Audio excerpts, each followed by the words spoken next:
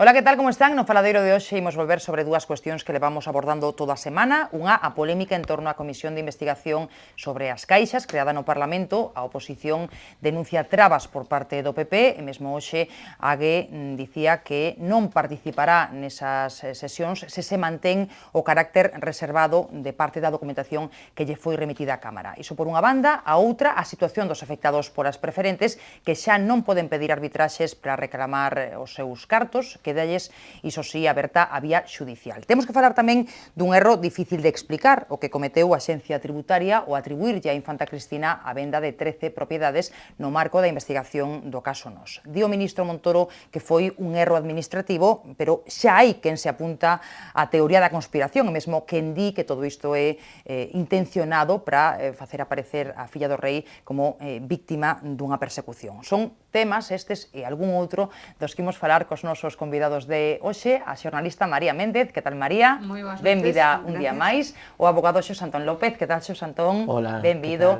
E a profesora da Universidade de Santiago, Alba Nogueira. Que tal, Alba? Hola. Benvida tamén. Bueno, pois empezamos, que temos moito de que falar. Empezamos falando da Comisión das Caixas. O presidente da Xunta defendía hoxe a transparencia que vai traballar esa comisión de investigación. Dicía que lle sorprenden as críticas ao seu goberno porque a Xunta lle enviou á Cámara toda a documentación que tiña sobre as caixas, incluídas as auditorías que se fixeron. Bueno, parte desa documentación que chegou ao Parlamento é secreta, reservada, e precisamente iso é o que denuncia a oposición, non? Que, bueno, efectivamente pode estudala, pero non pode difundila, non? Os deputados da oposición denuncian trabas por parte do PP, din que o grupo maioritario non ten intención de investigar nada, e hoxe dicía Ague que se mantén o carácter reservado desa documentación, pois asistirá ás sesións, pero non participará activamente nelas. Bueno, a comisión empeza con polémica. O venres temos as comparecencias dos exdirectivos das Caixas, a ver que nos contan, e non sei pois como vedes pois este inicio deses traballos. A ver, María, cal é a túa impresión das queixas da oposición, do que dicía Feijóo, máxima transparencia? Que opinas? Bueno, eu entendo que como punto de partida tería que decir que a min unha comisión que se constituye pareceme ben, evidentemente, ademais que si todo a gran maioría dos partidos políticos participaron, digamos, tiron o seu visto bon a que se constituíra co fin de esclarecer o que aconteceu ca fusión das Caixas de Aforro, de principio, como, en fin, como proposta está ben. Outra cousa é que os resultados finais realmente veñan a supoñer algo trascendente, aporten algo, esclarezcan definitivamente, porque está claro que isto é unha actuación que se fixo nun ámbito nacional. Non hai que esquecer que foi un decreto de reconversión e reestruturación do sector financeiro que provocou que as Caixas de Aforro foran obrigadas a fusionarse. Por tanto, é un proceso de ámbito estatal que vai a quedar moi soslayado, evidentemente, en unha procura aquí realmente do que aconteceu. O que aconteceu é que había un proceso en marcha que aquí tamén se tuvo que acometer. O que sí é certo que se diga que despois se queira saber como realmente estaban as entidades financeiras galegas, cando antes da fusión parece que tiñan, en fin, unha situación, uns balances pois moi lucrativos, e que, sin embargo, non fora así. Bueno, ata ese punto de tratar de investigar o que había así.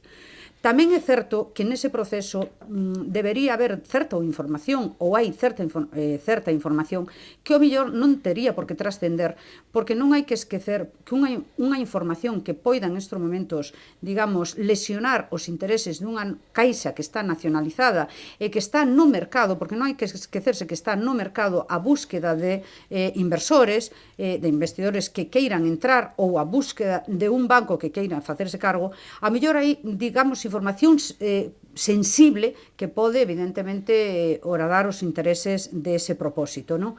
Entonces, ata aí habría que facer unha certa reserva. Eu entendo en esa complicidade, digámoslo así, que debían estar todos os partidos políticos, pero con unha cuestión de miras, non unha cuestión de que non me deixas ver, entón eu vou-te acusar de obstrucionismo, e como non me deixas ver, entón é porque tes algo aí agachado e non queres facelo público. Non, eu creo que primeiro que había que facer, porque teñen, evidentemente, os partidos políticos acceso a esa información, información, analizala e despois, polo miúdo, entender se esa información é importante ou non importante que trascenda, sempre contendo con intereses xenerais, non intereses partidistas, porque a posición nestes momentos da Caixa fusionada é moi delicada e tampouco se pode facer agora, digamos, un sumarísimo aberto que non vai ademais ter ninguna conclusión, nin vai a ter ningún remate positivo, non? A ver, concordades con María, Alba e Xos Antón. A ver, Alba. Eu non, por varios motivos. Imos ver, está claro que o Partido Popular non tiña intereses nesta comisión, é dicir, que no fondo está facendo un paripé con todo o proceso. Pensemos cando foi a fusión, pensemos que foi un asunto que se foi dilatando na pasada legislatura, estaba en riba da mesa, entón foron deixando correr o tempo para que rematara a legislatura para non facelo, e xa levamos prácticamente un ano desta legislatura e este é o momento onde comeza a Comisión de Investigación. Está claro logo que a maioría parlamentar, que neste caso é do Partido Popular, non tiña especial interese en facer a Comisión de Investigación. Pero non é só que comece tarde, sino que tamén comeza con uns modos na forma de xestionala que indican que tamén a queren pechar en falso ou non pechala de maneira, digamos, que se coñeza que pasou naquel momento.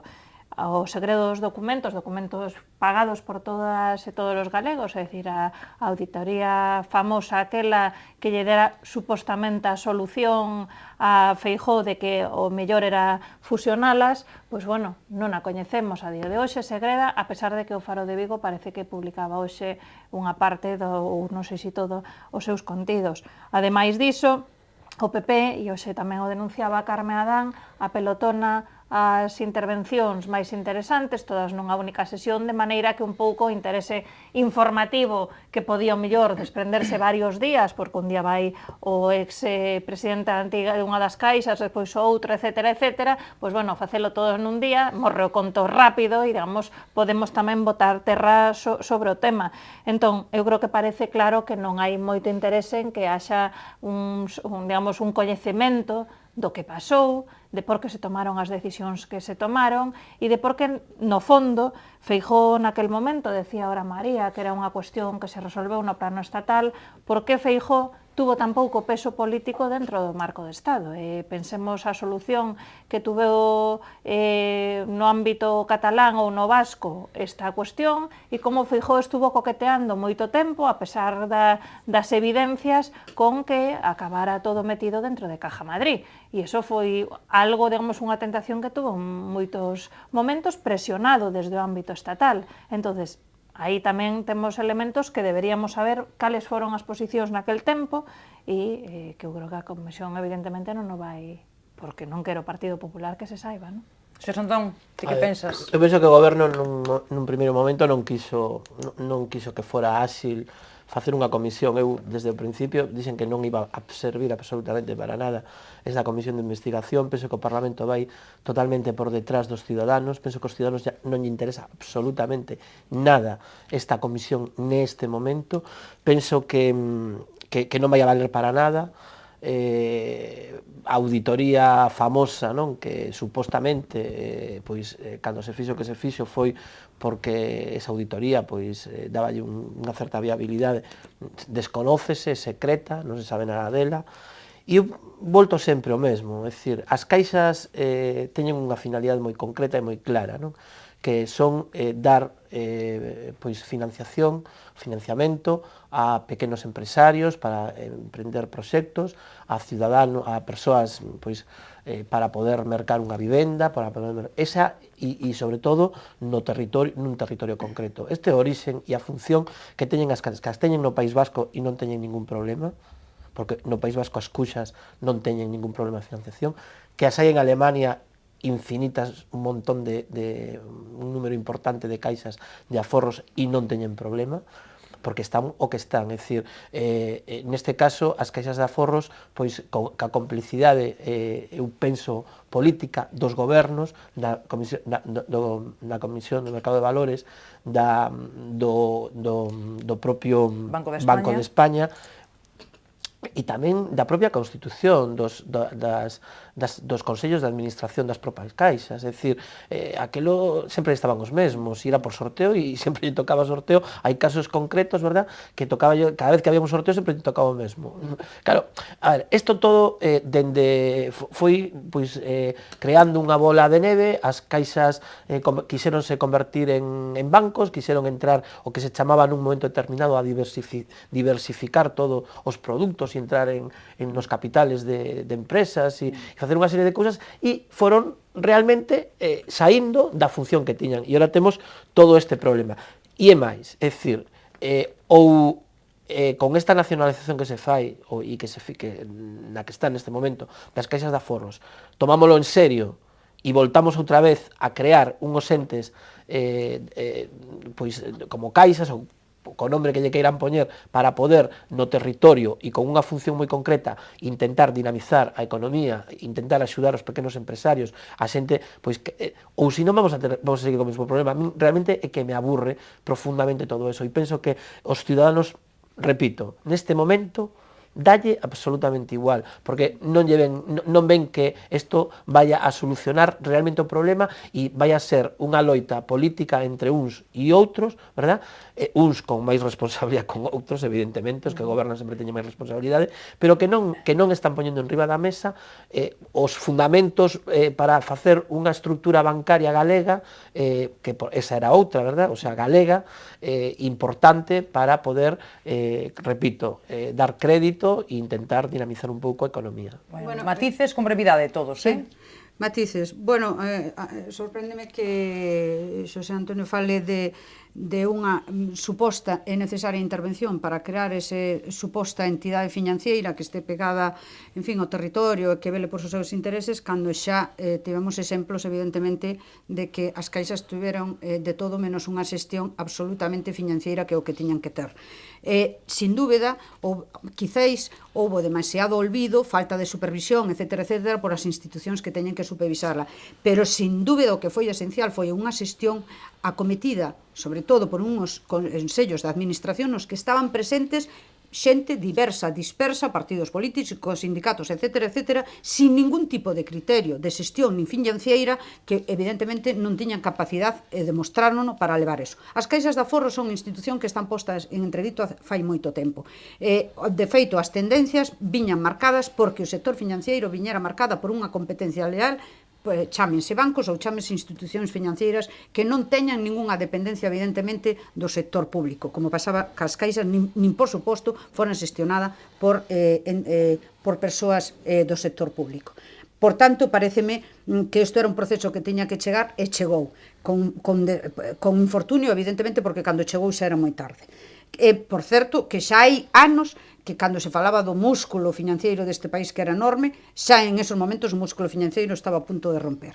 En calquer caso, dado que o exemplo que tivemos non serviu para nada, por tanto, a mellor o que hai que facer outra entidade con outros criterios e, dende logo, que este no mercado, estrictamente con criterios de mercado. Bueno, e despois hai unha cousa que decía Alba que refírese á falta de interés de crear a comisión dende que se plantexou ou dende o inicio, en fin, de que a fusión quedou demostrado que había sido un fracaso a tenor do que se descubriu nos balanzos das entidades.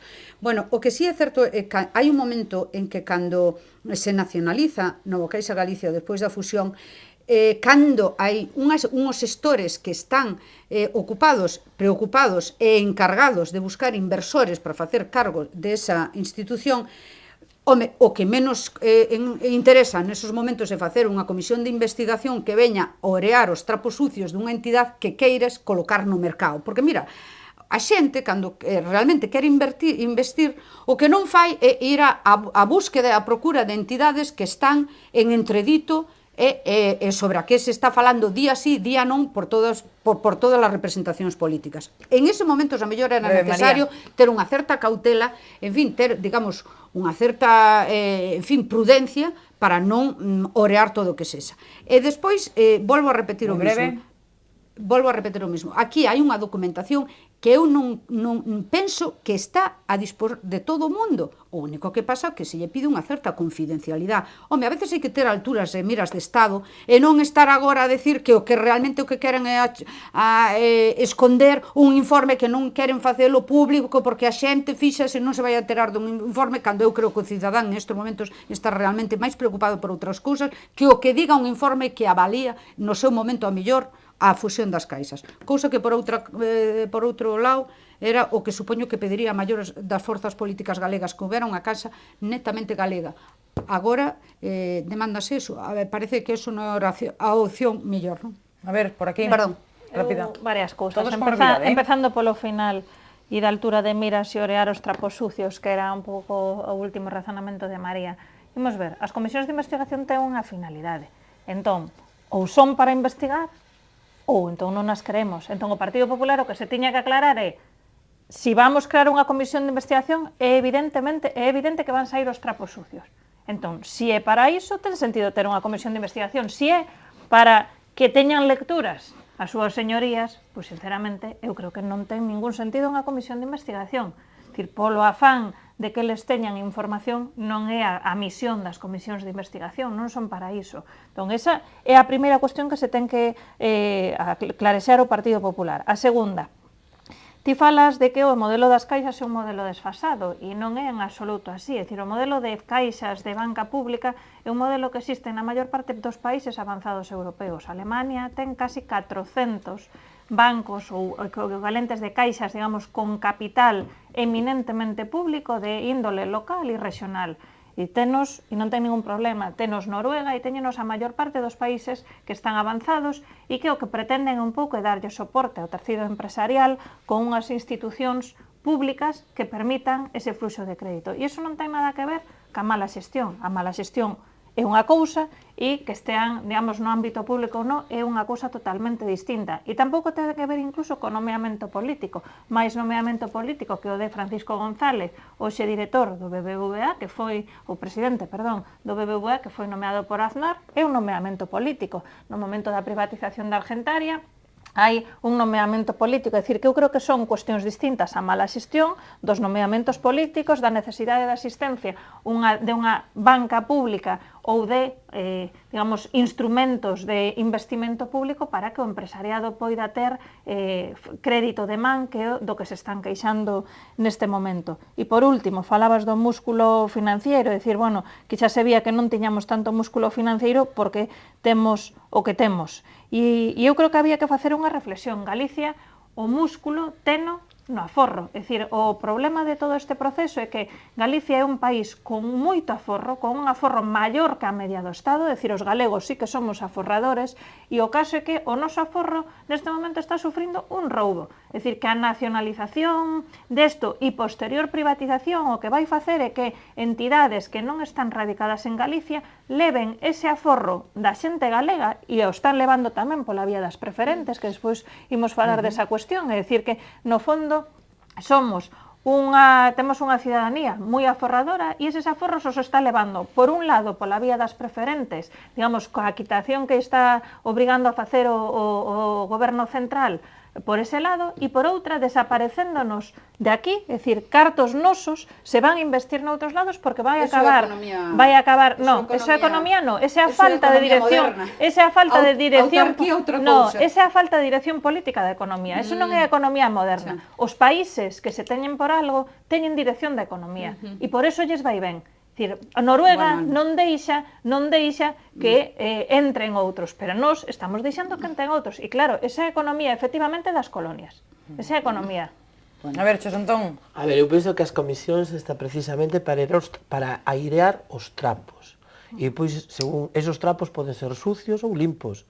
Pero é para airear os trapos, porque se non airamos, elementos sensibles, cuidado. Hai que ver a rendabilidade de orear os trapos. Eso non supón que teñas que ocultar a información. Pero facer unha comisión, non tens que ocultar a información. A ver, espera, facer unha comisión. Tens que valorala, que é diferente. Facer unha comisión para eso hai comisións secretas ou de Estado ou cousas desas, pero neste caso eu penso que se se fai a comisión, e xa repito, eu estou en contra dela porque esas, vais ao meu punto de vista moi humilde, pero penso que non vai servir para nada, pero se hai unha comisión precisamente para eso, para irar os trapos e a ver se son limpos ou sucios, pero habrá que adrialos todos, porque se os sucios quedan metidos dentro, despois seguro que o olor non é moi bon.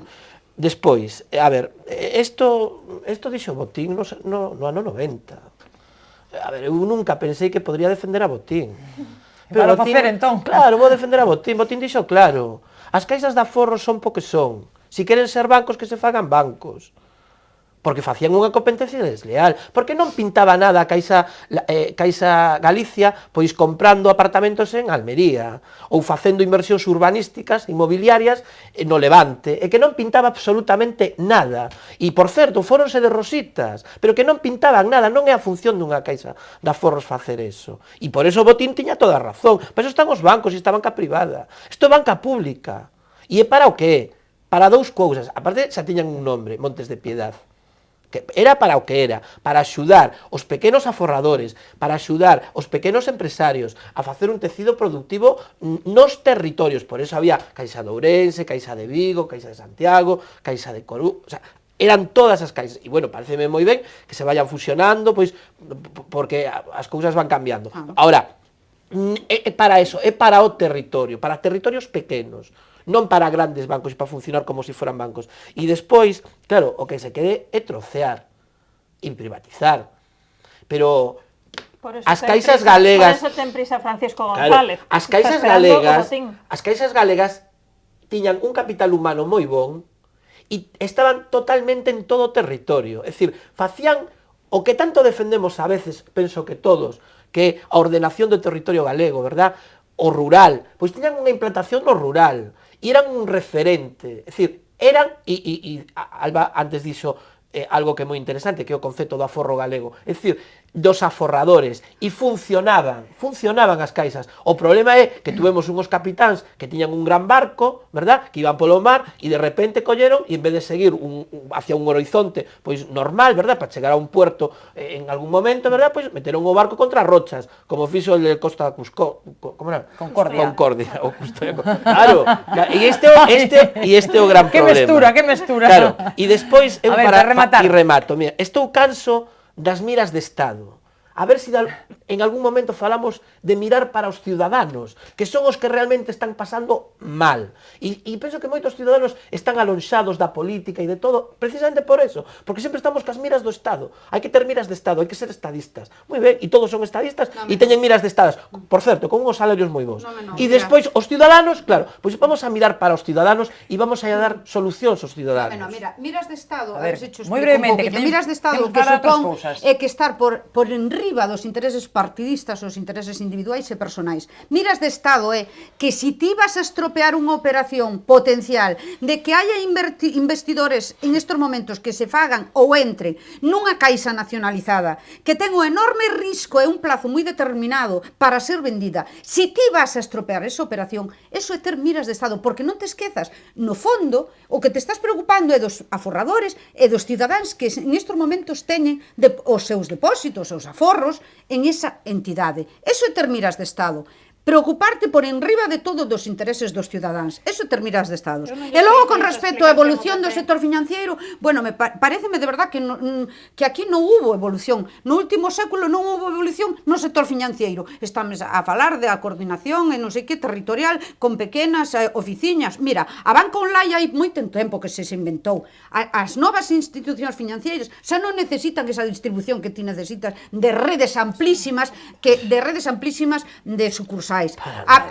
As concentracións dos pequenos bancos, porque todo ten unha evolución. No último século, as institucións banqueiras que foron caixas de aforros creáronse exclusivamente para atender a intereses gremiales. Mira, dos gremios que empezaron desde as caixas rurais hasta os gremios industriais, etc., houve, digamos, unha evolución que chegaron a ser institucións financeiras libres, donde ti realmente podes optar a calqueira. Non vayamos tan atrás, pero estamos a falar de que a evolución existiu. E a evolución, o que di é que, evidentemente, as xestións e a composición pública das caixas de aforro foi un desastre. E senón non hai máis que ver que en estes momentos temos a necesidade de 40.000 millóns de recursos públicos para refinanciar a enorme xestión e a enorme evolución que tuveron as caixas de aforro neste país. Pero non, de verdade, E a banca que quebrou en Estados Unidos era banca privada, e Banesto era banca privada, é dicir, que a mala xestión non ten que ver con que sexa pública, é mala xestión. E a cuestión é, estás falando de... Perdona, aquí estás falando de Banesto e non estás falando de mala xestión. Estou falando de que a mala xestión é mala xestión, pero non porque sexan institucións públicas. E se fora así, non sei por que revitalizou Rajoy o ICO cando viu que non fluía o crédito. Eso é a demostración de que para determinados tipos de operacións son necesarias institucións públicas de investimento, de aforro, etc. Entón, por eso eran necesarias as caixas. E despois das algúns argumentos que un pouco non coñecer a sociedade na que nos movemos. Porque dices, hai banca online. Efectivamente hai banca online. Pero para algunhas cousas sirva a banca online, pero para un vello que vive nunha parroquia e que ten a súa pensión nun banco, non me lle pidas banca online. E para un autónomo que necesita crédito, ten que ir á oficina e falar co director de oficina e ter crédito. E iso non o faz na banca online. É dicir, que hai modelos de xestión complementarios, pero hai unha cousa que é necesaria. Pero non podes justificar unha extensísima e vasta rede de oficinas polo mero feito de que tes que achegarte a cada un dos cidadáns, Alba. Non podes, non hai recursos para iso. Porque o que acabas facendo o que pasou, entendes? O que acabas facendo é iso. María, douche un dato para que vexas que o que acaba facendo é que resulta que Nova Galicia Banco neste primeiro trimestre tuvo 21 millóns de euros de beneficio, é dicir, que sigue habendo unha rentabilidade evidentemente neste momento moi baixa. Se pos o pasivo a cero, claro, evidentemente, eso monto mañán é un banco con pasivo a cero e o primeiro trimestre teño todos os beneficios do mundo. Por favor, Alba, por favor, como podes facer esa contabilidade? Por favor, si poso, claro, poso o reloj a cero, a partir de aí todo é rentabilidade, está claro, pero o problema non é ese, o problema é o custe que ten detrás. A ver, a mí pareceme, de verdad, pareceme increíble, ¿no? Botarlle o problema a cantidad ou a dispersión que tiña referente a... Un dos problemas que non, o problema foi que había unha serie de señores ou presuntos sinvergüenzas, verdad, que se levaron un montón de cartos que quixeron capitalizar unhas caixas, verdad, cos aforros de todos os ciudadanos, cas preferentes, e que se levaban indemnizacións millonarias de 10, 15, 20 millóns de euros. Ese é o problema, María, ese é o problema. O problema non é ter unha caixa en Monforte ou en Sober, verdad, ou en Corcubión. Ese non é o problema. O problema é que durante moitísimo tempo as caixas estuveron traballando dun xeito totalmente ao arbur do que quiso algún, e que entraron no mercado inmobiliario, que entraron na capitalización de empresas. Ese é o problema. É dicir, o que decía Botín, María, o que decía Botín, é dicir, oiga, ustedes son cajas de ahorros, e las cajas de ahorros teñen dúas finalidades. Primeira, dar crédito aos empresarios, sobre todo pequenos empresarios, como se fixo, por exemplo, en Vigo, sobre todo no sector naval, durante moitísimo tempo, para poder levar proxectos adiante. E segundo, dar préstamo, verdad, a xente, pois, para mercar un coche, para mercar unha... Esa é a función das caixas de aforros, non é outra. E ese é o gran problema. Pero temos que ir a publicidade, imos facer un pequeno descanso, collemos folgos. A volta temos que falar das preferentes e das fincas que eran de Infante, resulta que non son. Así que facemos pequeno descanso e volvemos de contado.